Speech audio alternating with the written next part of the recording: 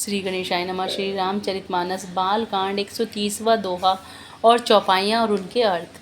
आनि दिखाई नारदी भूपति राजकुमारी, कहूँ नाथ गुण दोष सब एहि के हृदय विचारी। राजा ने राजकुमारी को लाकर नारद जी को दिखलाया और पूछा कि हे नाथ, आप अपने हृदय में विचार कर इसके सब गुण दोष कहिए। देखी रूप मुनि वृत्ति विसारी, बड़ी बार लगी रहे निहारी। लक्षण तासु विलोकि भुलाने, हृदय हरस नहीं प्रगट बखाने।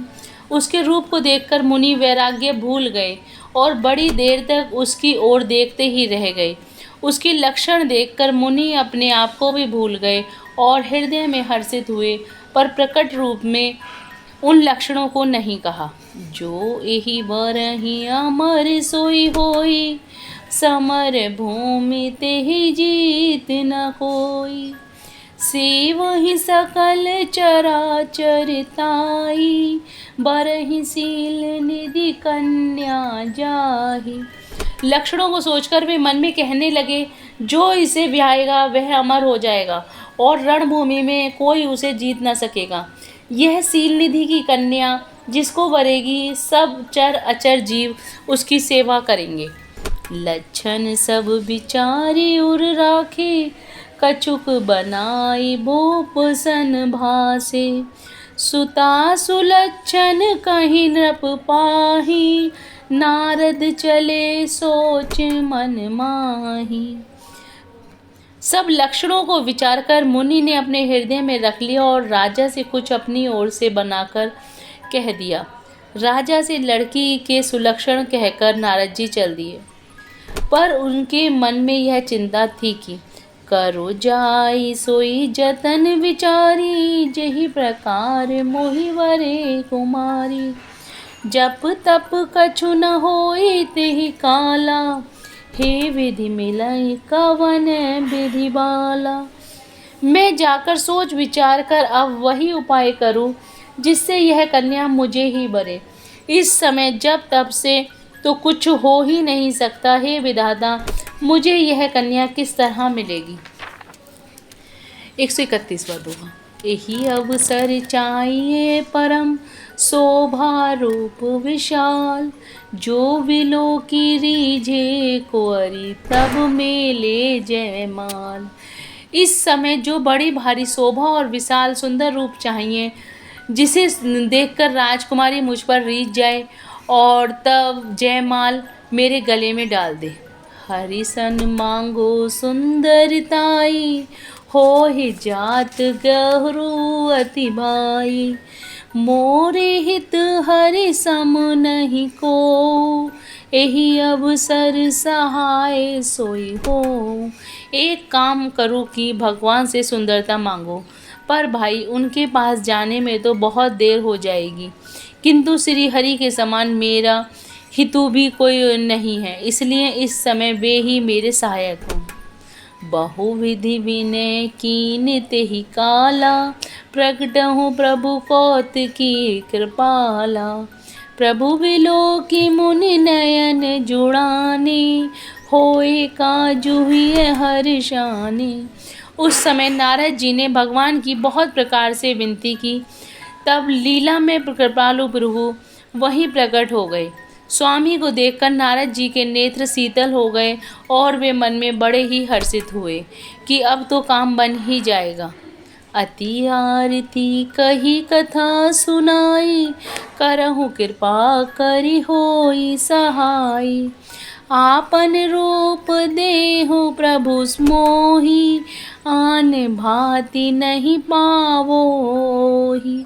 नारद जी ने बहुत आर्त दीन होकर सब कथा कह सुनाई और प्रार्थना की कि कृपा कीजिए और कृपा करके मेरे सहायक बनिए। हे प्रभु, आप अपना रूप मुझको दीजिए और किसी प्रकार मैं उस राजकन्या को नहीं पा सकता।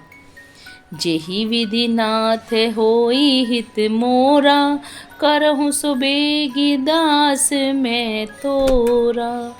निज माया बल देखी विशाला, हिय हंसी बोले दीन दयाला। हे नाथ, जिस तरह मेरा हित हो आप वही शीघ्र कीजिए, मैं आपका दास हूँ। अपनी माया का विशाल बल देख दीन दयालु भगवान मन ही मन हंसकर बोले। 132वां दोहा। जेहि विधि होई परम हित, नारद सुनहु तुम्हार।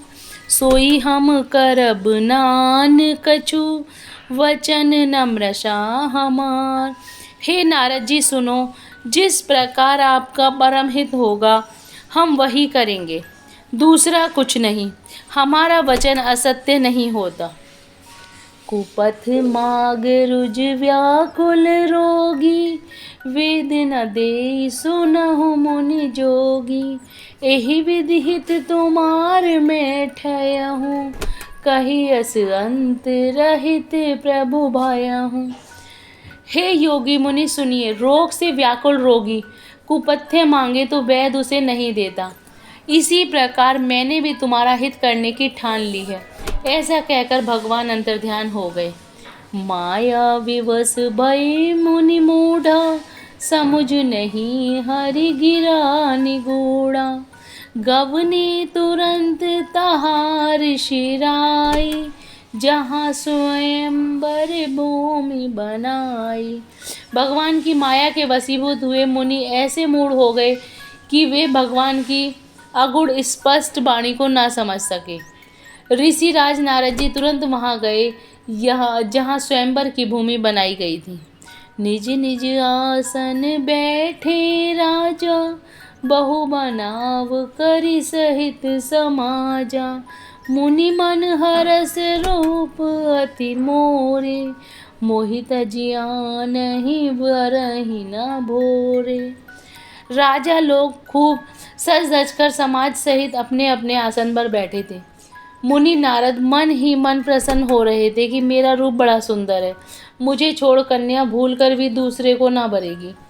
मुनि हित कारण कृपा निदाना, दीन कुरूप न जाय बखाना। सो चरित लखि काहू न पावा, नारद जानी सबहि सिर नावा। कृपा निदान भगवान ने मुनि के कल्याण के लिए उन्हें ऐसा रूप बना दिया कि जिसका वर्णन नहीं किया जा सकता। पर यह चरित्र कोई भी न जान सका, सबने उन्हें नारद ही जानकर प्रणाम किया। जय Siya Ram. Please like and subscribe the channel.